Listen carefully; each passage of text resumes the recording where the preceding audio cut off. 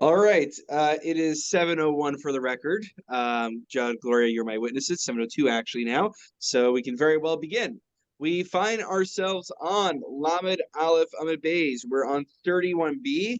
And just to give you an idea of what we're picking up with, so we're talking about the kashrus of the Arba Minim, of the four species. And we're in middle of a discussion about Rabbi Yehuda's opinion on esrogim. The Gemara, until this point, seems to think that while Rabbi Huda doesn't believe that a lulav needs to be hadar, that a lulav needs to be it's overly, aesthetically pleasing to be kosher, he would concede that an esro, which is called a pre-eitz hadar, it's literally in the name, would need to be kosher. And the Gemara, in a moment, is going to question that. I see Toby is with us. Very good. Good to have you, Toby. We are, let's find ourselves in the Gemara. We are about a quarter way down, Lamed Aleph Amid Beis, 31b. And the words Amar Mar. Okay? Actually, sorry. Not, no, actually, not a quarter way down even. 4 lines down. Amar Mar, 4 lines down. Okay? Here we go. Amar Mar, kishem she'ein poksin mehen kach emos sifin alein. So this is referring back to something we learned last week, which is the same way you need no less than 4 species. You're not allowed to have any more than 4 species, right? One of your favorite concepts, Toby, Baltosif, yes?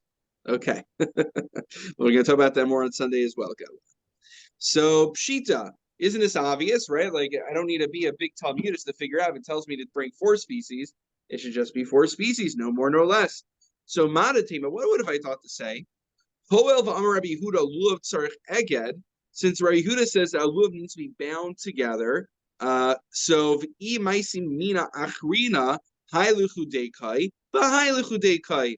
If I bring a 5th species, but I'm not binding it together with the other ones, I may have thought to say, since it's not being bound together, it's as if it's not even there. We can see that's clearly independent from the other 4 species. Kamash Milan, even Rabbi Yehuda, who says that you need you need to bind the species together, he is of the opinion that even he would concede that if you bring a 5th species in, even without binding it, that too would be baltosif, it'd be problematic, and it would be an issue with fulfilling the mitzvah. Very good. Amar Mar. Now we're getting back to our esrog discussion. Amar Mar. Lo matzah esrog. Let's say, so again, this is what we learned last week, and we're just delving a little bit more deeply into it. We're probing it. Lo matzah esrog. If you don't find esrog, lo yavi lo rimav lo parish lo tavar acher. You can't just bring a pomegranate and a quince, which we looked up on Google Images, and we saw it looks very similar to an esrog, and nothing else. Now, again, the Gemara says, pshita. Of course not, because you need to bring an esrog. Why would I think I could just bring another fruit in lieu of an esrog? Well, ma'adatem, what have I thought to say? Lacy tisha Taurus esrog. I would think similar to what we saw on the top of Lamed Aleph Amid Beis at the end of last week. We learned that according to one opinion, the Rishonim, in certain areas where they couldn't get new lulavim, they would bequeath their old lulavim to the next generation. And they were dried out, and they weren't being yotzi to mitzvah, but maybe there was an element of fulfilling it nonetheless, or keeping the memory alive. But for some reason, according to that opinion, when it comes to esrog, kamash malon, zimna denafi chorba minei to asi lemisrach.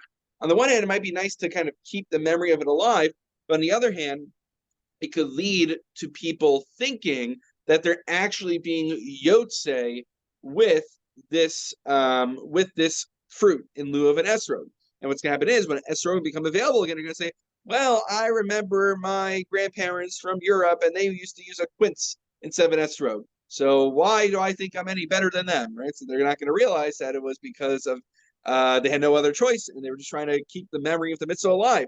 But sometimes something that starts with lofty intentions could actually lead to problematic results. And therefore, we say even if you don't have an esrog, you are not permitted to choose to take another fruit, even if it's with initially noble intentions. Very good. Moving on. Nothing overly complicated this evening, by the way. Tashima, esrog hayashan pasul. An old esrog is pasul. Rabbi Huda Machshir, Rabbi Huda says it's kosher. Tiyufta de Rava Tiyufta. So what we learned last week was that even Rabbi Yehuda, who says that a lulav does not need to be aesthetically pleasing for it to be kosher, he concedes that an esrog needs certain base level of beauty to it, and if it doesn't have that baseline level, it would be a puzzle esrog.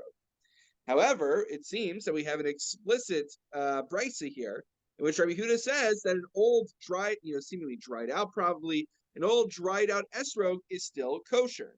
You ever see what happens to your esrog when you leave it for too long, right? It starts wrinkling, it becomes like dry and orange. So unclear to me at what point it becomes yashan for these purposes, but it's definitely not aesthetically pleasing, and nonetheless, Rabbi Yehuda says it's kosher.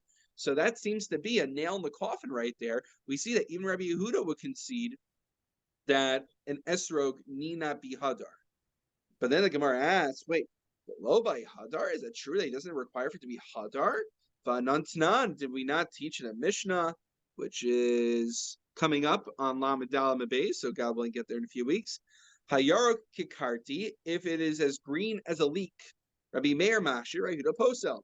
So Rabbi Yehuda says that it would be puzzle.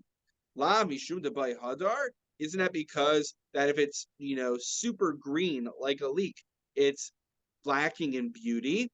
Lo mishum de lo gamar pira. Why is Rabbi Yehuda says puzzle? Not because it's lacking in beauty, but because it is not ripe yet, because it has not finished growing. If it's that green, it hasn't really reached its, what do you call it? Again, ripeness, or completion. It's not at the point of completion yet. Similarly, Tashima, we ask a question again. Shir esro katan, Rabbi Meir Omer ke'egos. Rabbi Meir says it's like a walnut. Rabbi Yehuda Omer ke'beitza, like an egg. So again, we initially would assume la mishum devai hadar. Maybe he needs it to be as big as an egg, because if it's as big as an egg, it has a certain aesthetic pleasantness to it. So lo mishum de lo gamar pir, again, same reason. Nothing to do with beauty. It's just that if it's so small, it's apparently not finished growing yet. And, it doesn't need to be aesthetically pleasing, but it needs to be a finished product, according to Rabbi Yehuda. Tashima, we're going to give one more attempt at this. Ubegadol kidei sheyachos shnai biyado achas, divrei Rabbi Yehuda. The esrog needs to be the size that you would be able to hold two of them in one hand. Now, you only need one esrog, but that's a way of saying, in theory, if you could manage to hold two esrog in one hand, those esrogim are the right size. Rabbi Yossi Omer, afil echa b'shteyadav, even one big esrog in two of your hands, you need both hands to hold it, one esrog, that would be kosher. So my time, what's the reason Rabbi Yehuda requires the specific size of an esrog that is able to fit two of them in one hand? La mishum devai hadar. Again, we think initially maybe it's because of it being aesthetically pleasing. Well, lulav b'yam esrog b'small. A lulav is supposed to be in your right hand, and an esrog is supposed to be in your left hand. By the way, you ever wonder why the lulav is in your right hand and the esrog is in your left hand? So Rashi tells us nothing overly complicated. Mishum dehachat tlas mitzvah. The lulav has hadasim neravos. That's 3 mitzvahs. The esrog chad mitzvah, and the esrog, even though it's the choicest of all, it's still a singular mitzvah. So the right side in Judaism tends to get preferential treatment. So we put more mitzvahs in the right hand and one less mitzvah and one mitzvah in the left hand. So nothing, super. I'm sure there's some, esoteric Kabbalistic reason behind it. Also, I would not be surprised, but that's the basic reasoning that Rashi gives. I think this is one of those things where it's same for a righty. Toby, yeah, you have a question? And if you happen to be left-handed, it doesn't change for you? I don't think it changes, but I'm actually, as I was saying this, I started wondering. So we're going to see if this works out. The Masifta Gemara has a nice Aliva de Hilchas section in the back, which gives you bottom line halacha on the Amud and on the Daf. So we're going to see if it helps us out over here. Because with tefillin, like if you're a lefty, you wear it on the other, right? Aren't there left? So there's a whole book out there which tells you like when you do it, when you switch, when you don't. Let's see. But we're on Lamed Aleph and Beis. Doesn't give us. Oh well. Oh well. I believe it doesn't. I believe it doesn't change. But I can look that one up later, without taking too much of your time on the spot. But I believe it doesn't change, if I'm not mistaken. Okay, going forward. So why do we bring this up? So what's going to happen is, since you need to have the esrog in your left hand and the lulav in your right hand, there'll be times where maybe the guy handed it to you this way, or you're going to pick up the esrog in the right hand and the lulav will be in your left hand, and you're going to have to swap it. So how do you generally swap? Well, you can't just leave it in midair and swap. You need to, for a few moments, put the lulav and esrog in the same hand, and then grab the other one and put it in the other hand. So the concern is that the esrog is too big, and you put it in your hand with the lulav at the same time, you're going to fumble it. The esrog is going to fall down. It'll get punctured, and congratulations, you now have a puzzle esrog. And that's what the Gemara says. So there'll be times that they are swapped around, but and you'll want to make sure that the lulav is in your right hand, the esrog's in your left. But it's good. Rashi explains it'll fall down, it'll get punctured, and you will have a puzzle esrog. So that's why it's nothing to do with the beauty of the esrog. It's actually just very pragmatic. It's to make Rabbi Yehuda just wants to make sure they don't passel your esrog by dropping it. So then the question the Gemara is left with is, well, what does Rabbi Yehuda do with the words creates hadar? Rabbi Yehuda hadar who? So what's hadar? Hadar for him is not hadar like beauty, but hadar bilano mishana l'shana, that which lives. Like we say that the Sukkah is chovas hadar. It's the obligation of the one who is sitting in it, who is dwelling in it. So it's the lush of hadar.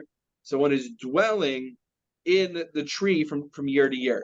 The esrog apparently is in the tree from year to year. That's I've never tested this, but this is unique for esrogim, and that's what it means. Nothing to do with it being beautiful, and therefore we see from here that even according to the Rabbi Yehuda, even when it comes to an esrog, which you would think because it creates hadar, he reinterprets it and has nothing to do with the beauty. There are other ways to disqualify an esrog. If the esrog is, if a chunk is taken out of it, if there's a hole in it, that would disqualify it, but it would not be disqualified on grounds of lacking aesthetic appeal. That would not be a disqualification, according to Rabbi Yehuda. Okay? Though that's not the Chachamim, that's Rabbi Yehuda, just to be aware. All right, any questions, my friends? All right, moving right along. Shel Asherah v'Shel Ir Hanidachas, of an Asherah and Ir Hanidachas. So we said in the Mishnah that a lulav that comes from an Asherah tree that is worshipped, or from a city that worships Avodah Zarah, needs to be annihilated. So that is not kosher.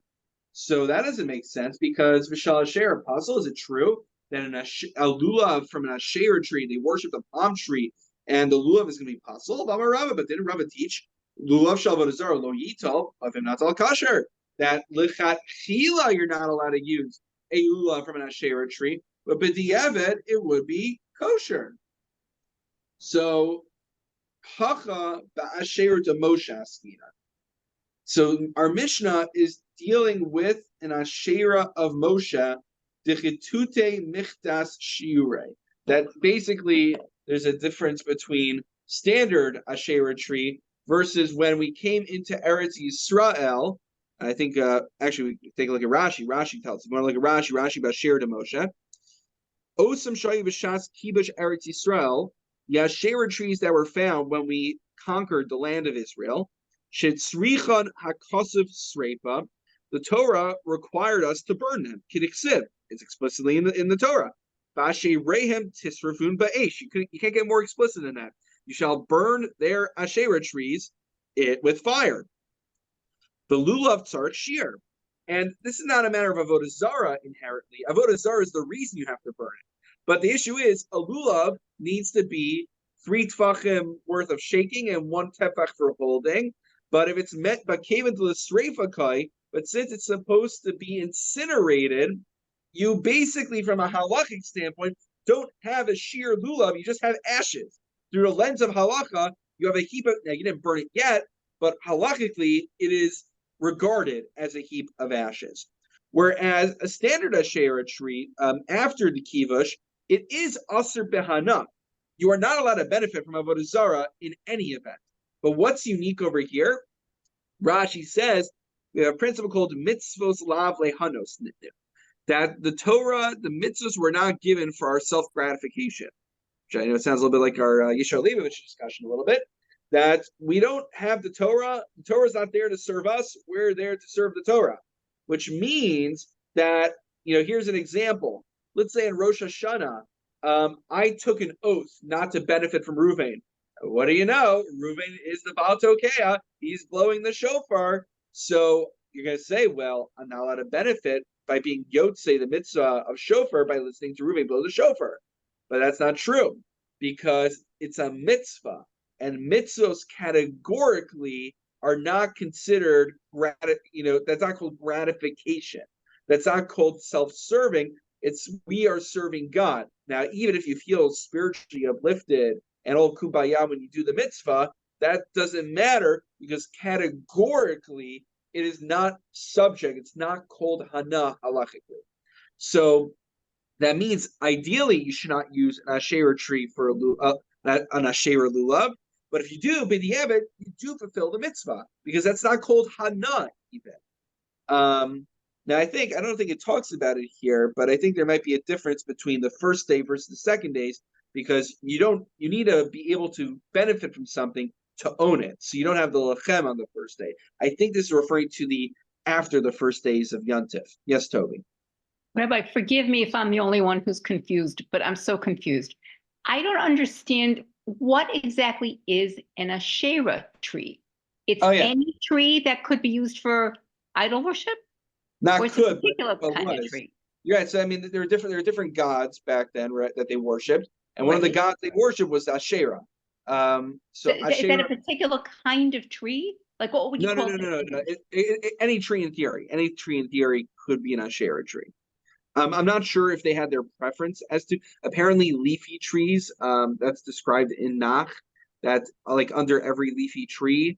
So apparently they like the leafy ones. But I guess every now and then they went for palm trees as well.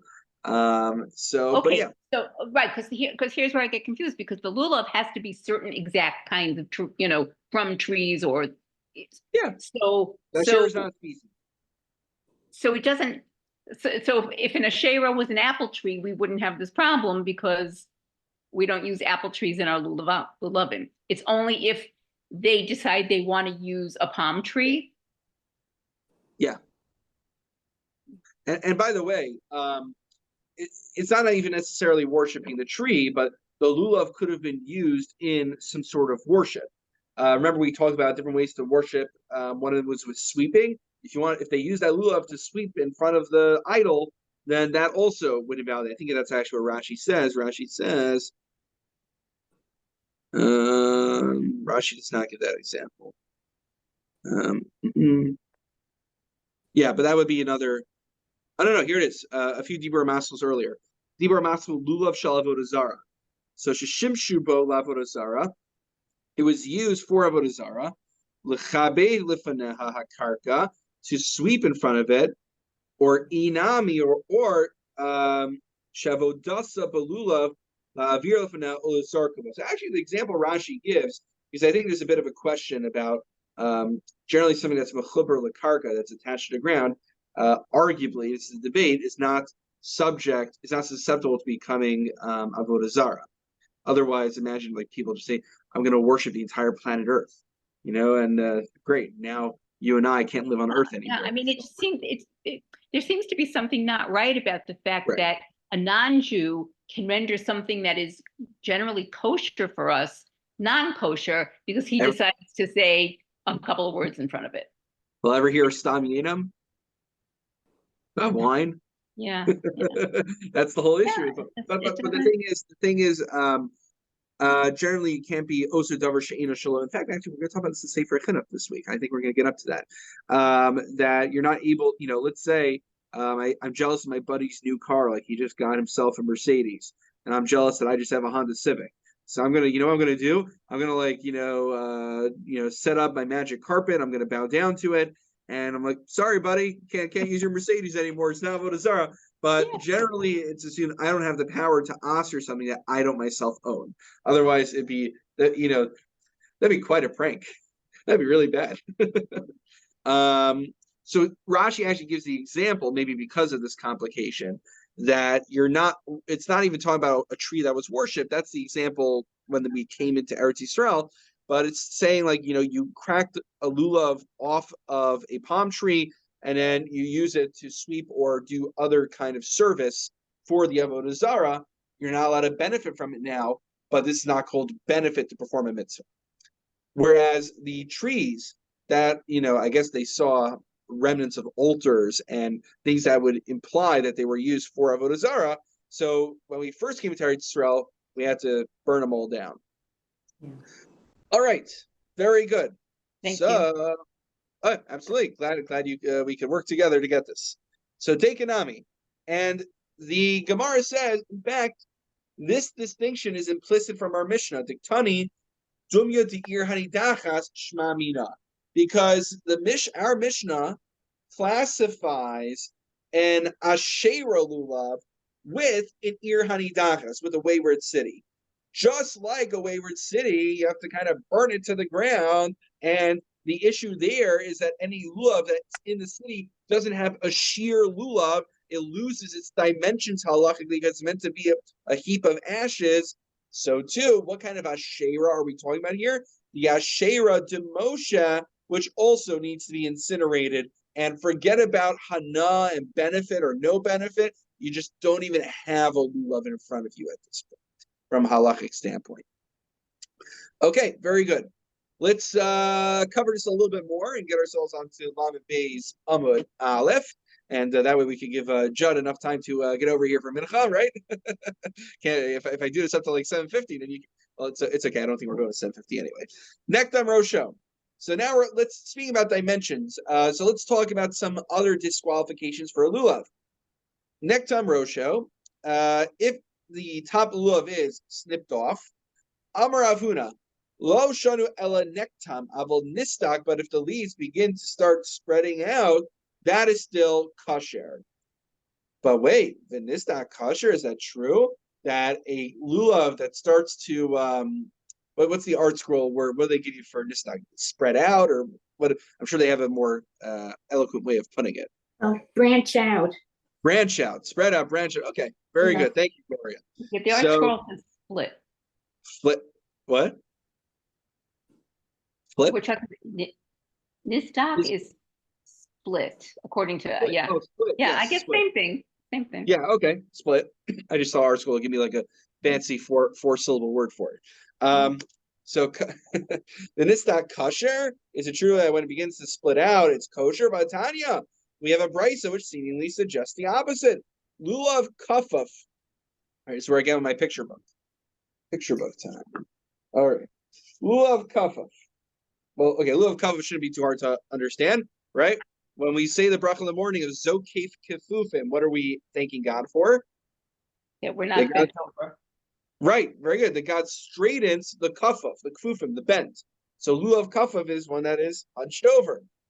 Kavots, it's covered in kotzin. It has thorns or spikes on it. Saduk, which is nistak. Saduk, right, and then akum dome lamagal. It is, remember we had dof and akuma in the first paragraph where we talk about the wall bending in, right? Like we see like the wall as if bending in and creating schach. So same word. Akum dome lamagal. It is bent over like a sickle. Puzzle. All these are puzzle. Charos puzzle. Charos means, Rashi tells us that it's hard, like it gets so hard that it's like a tree. But doma lecharos kosher. But if it is not yet there, but it's starting to harden, it is kosher. At any rate, we have a question over here. The question is, this price is telling us that saduk is puzzle, and our assertion from Rav Huna is that if it begins to spread out, it is kosher. So how do we reconcile this? Rav Papa de Ovid himanik. That becomes like himanik. So what's himanik? Essentially begins to spread like a V, is my understanding. It's not just beginning to fan out, but you have like half of it going in this direction, half of it going in this direction, and the separation between them is so pronounced that it's like they're not even bound together, and that's what makes it puzzle. So that's the difference between the nistak of Rav Huna versus the sadak of this brisa. Okay, makes sense. All right. Finally, let's just get a little bit further to the two dots. Akum dom lemagal. So if it's bent over like a sickle, right? So they call it a sickle or a scythe. Sickle. Sickle. I don't even know what the difference. Oh, scythe is the long one, and sickle is just the one in your hand, I think, right? So scythe is what the Grim Reaper has. Okay. So akum dom lemagal. Amrava lo amran ela lefanav. Avala achrav riyasahu. So when is an issue when it bends? When it bends forward. But when it bends backward to you, that's actually just the normal way it grows. It's not a straight line. It's normal for it to bend. So when it bends backwards, that's just natural. That's kosher. Or Nachman, but then the question is, what if it starts bending to the right or to the left? So Rav Nachman says, let's stun a kilofan of dummy. To the side is unnatural, like the front. And some say, no, it's still natural. It's like it bends backwards. Okay, all right. You can probably see the logic either way. Bamarava, finally. Hi luluva desog bechad hutza bal mumhu upasal. Also something intuitive. If the lulav only grows leaves on one side, not the other, that's a defective lulav, and it is puzzle, right? We could probably see why that makes sense. All right, very good. Well, with that, we hit the two dots and roughly a quarter way down Lama Bay's Amadav, so I think that's good progress. And I think I'll be able to I'm technically off next Thursday, but I think I should be able to still do Gemara Shir. I think we'll still be on. I'll tell you, assume we're on for 7 o'clock next week anyway, despite the fact that my classes will not be listed. Except Sunday I'm here. Actually, just clarify. Sunday I'm still here. Regular Sunday morning shir, God willing. Not here Monday night. True. So we don't have Thursday morning either. But God willing, I should be able to manage Thursday night. So assume we're on unless you hear otherwise. All right. All right. Thank you, Rabbi Kurtz. Thank you. Always a pleasure. Good evening, everyone, and have a wonderful Shabbos. You too. Everybody else.